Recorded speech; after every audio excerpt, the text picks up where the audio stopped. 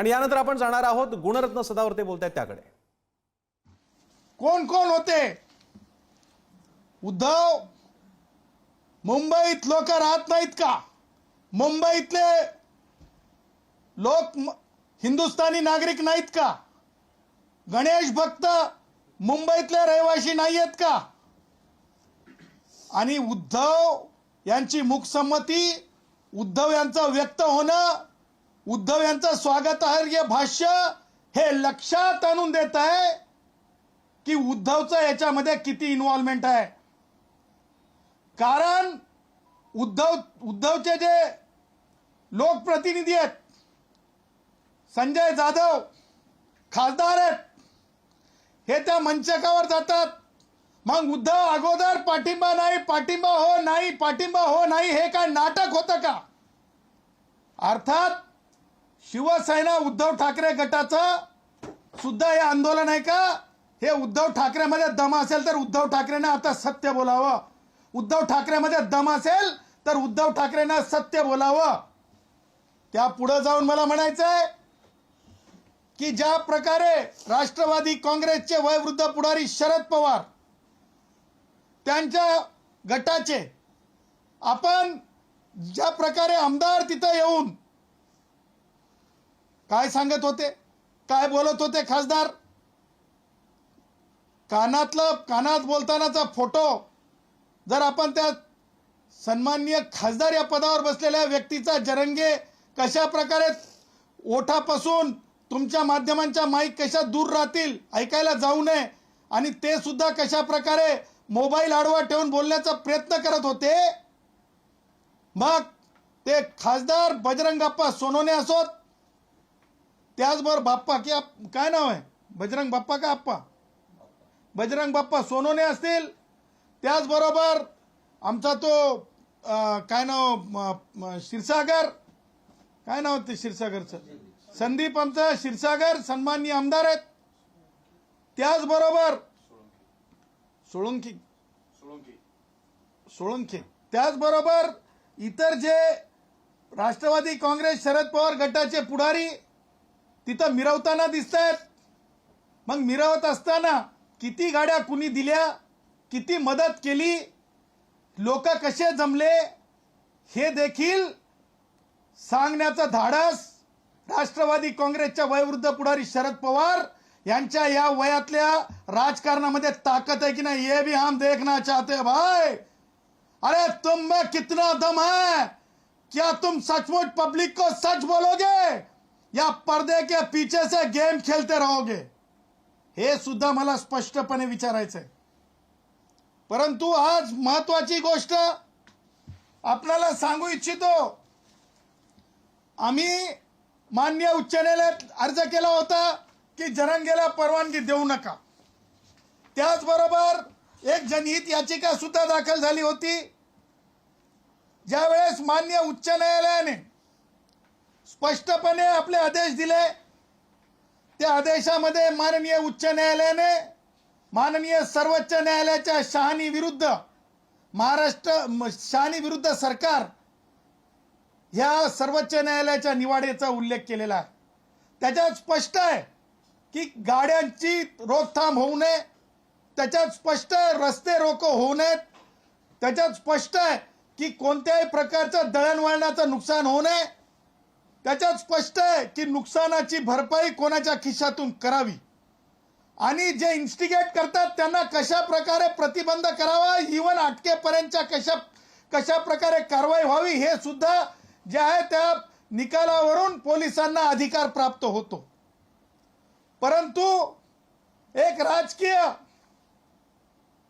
मला सांगायचं की शेतामध्ये ज्या प्रकारे आम्ही गुराखी साहित्यातले अभ्यासक, गुराखी साहित्यातले वाचक, लेखक असल्यानं शेतामध्ये बुजगावणं जसं उभं केलं जात आहे, तसं एक बुजगावणं उभं केलंय।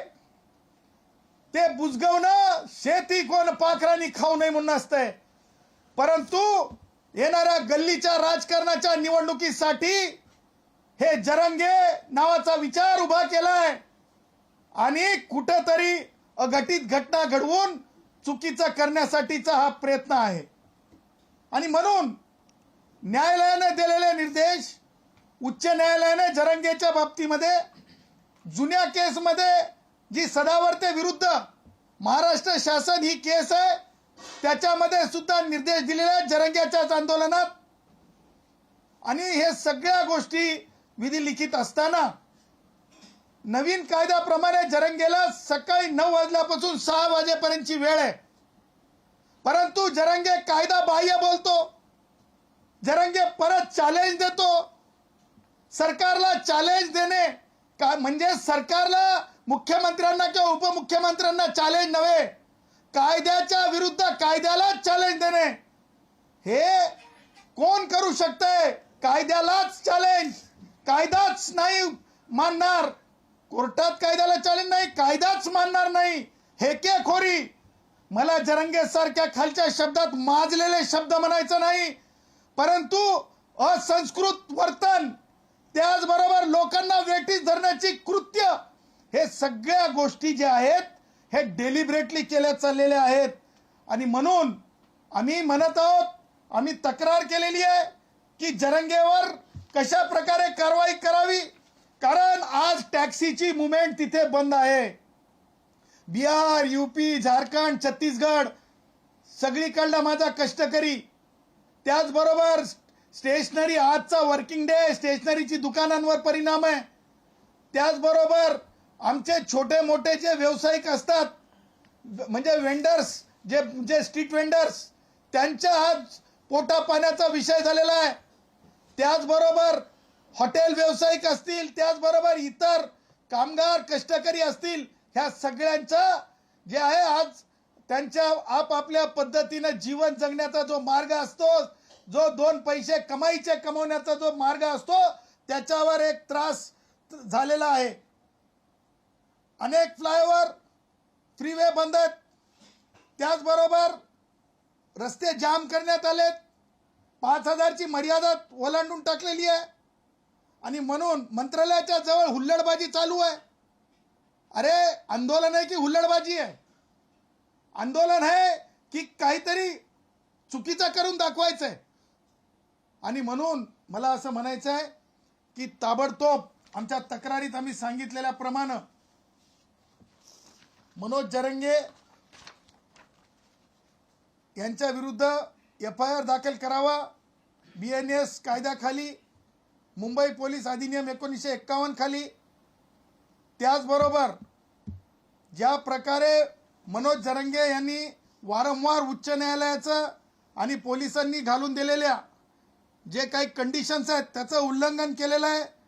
आणि कायद्याचं मोठं उल्लंघनच नाही तर कायदा मोडून तोडून काढलेला आहे, त्याच्यासाठी कारवाई व्हावी.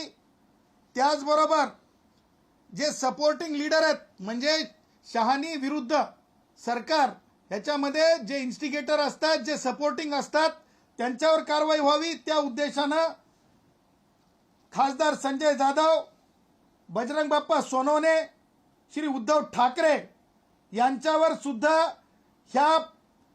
ह्या abetment for unlawful assembly and for giving political, ज्या प्रकारे राजकीय हात देऊन हे सगळं इलिगल एजिटेशन्स करण्याचा प्रयत्न आहे. कारण रोडवरल्या एजिटेशनला परवानगी दिलेली नाही आहे. पंचम जी पानवटा हे आहे, जिथे आपण लोकांना पिण्याची व्यवस्था केलेली आहे फॅशन स्ट्रीटला, तिथे कोणत्याही प्रकारच्या एजिटेशनची परवानगी नाही आहे. त्याचबरोबर VT स्टेशनच्या बाहेर परवानगी नाही आहे. ह्या सगळ्या गोष्टींना कारणीभूत हे पुढारी आहेत. यांनी दिलेलं बळ आहे, यांनी दिलेली. एक ब्रेकिंग न्यूज पाहूया. जरांगेंच्या आंदोलनाविरोधातील वकील गुणरत्न सदावर्ते यांनी तक्रार केली. आताची मोठी अपडेट समोर येते. आझाद मैदान पोलीस स्टेशनमध्ये सदावर्ते यांनी तक्रार दाखल केलेली आहे.